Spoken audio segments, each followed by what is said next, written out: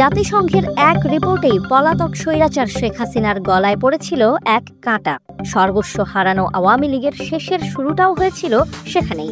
সেই রিপোর্টেই উঠে এসেছিল জুলাই অভ্যুত্থানের সময় হাসিনার নির্দেশে চালানো নৃশংসতার কথা। এবার হাসিনার কফিনে পড়া শেষ পেরেকটা আরও শক্তপোক্ত হলো। বিবিসির এক প্রতিবেদন সেই হাসিনার পুরো ক্যারিয়ারটাই শেষের দিকে নিয়ে গেল, সাথে আওয়ামী লীগের রাজনীতিতে ফেরার ইচ্ছের মুখেও ছাই। বিবিসির প্রতিবেদন নৃশংস হাসিনার ভয়ঙ্কর এক অডিও ক্লিপ সামনে এনেছে, যেখানে পরিষ্কার হাসিনাকে বলতে শোনা যায়, যেখানেই তাদের পাবে গুলি করবে।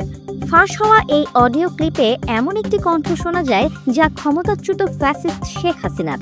সেই কণ্ঠে স্পষ্ট নির্দেশ, আন্দোলনকারীদের দেখামাত্র গুলি করবে নিরাপত্তা বাহিনী।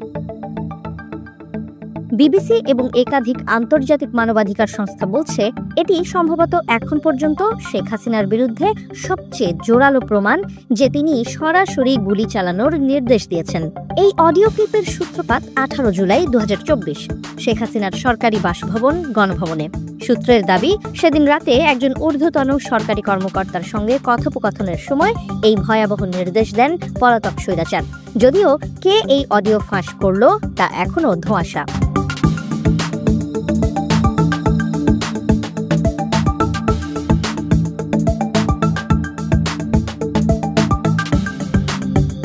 মার্চ মাসের পর থেকে শেখ হাসিনার বিভিন্ন কথোপকথনের খণ্ডাংশ অনলাইনে ছড়িয়ে পড়েছে, কিন্তু এই ক্লিপটি আলাদা গুরুত্ব পেয়েছে এর স্পষ্টতা ও প্রমাণের কারণে। বাংলাদেশ পুলিশের অপরাধ তদন্ত বিভাগ সিআইডি ইতোমধ্যে কণ্ঠস্বরটি হাসিনার বলেই শনাক্ত করেছে। এদিকে ব্রিটেন ভিত্তিক অলাভজনক সংস্থা ইয়ারশট, যারা অডিও ফরেনসিক ও মানবাধিকার বিষয়ক তদন্তে বিশেষজ্ঞ, তাদের বিশেষজ্ঞরা বিশ্লেষণ করে বলেছে, এই অডিওতে কোনো কাটাছেঁড়া, এডিটিং বা বিকৃতির প্রমাণ নেই। টেলিফোন ফ্রিকোয়েন্সি, ব্যাকগ্রাউন্ড নয়েজ ও ইএনএফ ইলেকট্রিক নেটওয়ার্ক ফ্রিকোয়েন্সি বিশ্লেষণে তারা নিশ্চিত করেছে কলটি সম্ভবত স্পিকারে বাজিয়ে রেকর্ড করা হয়েছিল। আর সবচেয়ে বড় বিষয়, তারা বলেছে অডিওটি প্রাকৃতিক, অবিকৃত এবং অত্যন্ত সম্ভাব্যতায় আসল।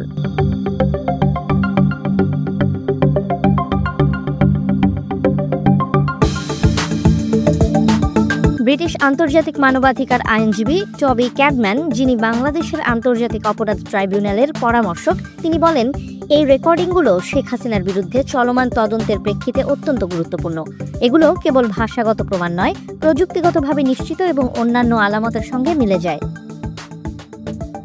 আদালত সূত্র জানায়, ইতোমধ্যেই আন্দোলনকারীদের ওপর পুলিশি গুলির ঘটনার ভিডিও ফুটেজ, চিকিৎসকদের রিপোর্ট ও স্বজনদের সাক্ষাৎকার জব্দ করে প্রমাণ হিসেবে অন্তর্ভুক্ত করা হচ্ছে। বিশ্লেষকরা বলছেন, এই অডিও ফাঁস শুধুমাত্র একক কোনো অপরাধ নয়, এটি একটি রাষ্ট্রীয় মডেলের ওপর আঘাত।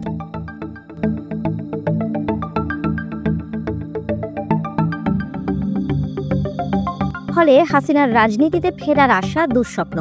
তার এখন সাজার অপেক্ষা ছাড়া আর কিছুই করার নেই। এমনকি এই অপরাধের জন্য হাসিনার নেতৃত্বাধীন আওয়ামী লীগও বিশ্ব পরিসরে আরও কোণঠাসা হয়ে পড়বে। অনেকেই বলছেন, মিত্র ভারতও বোধহয় তাকে আর বাঁচাতে পারবে না।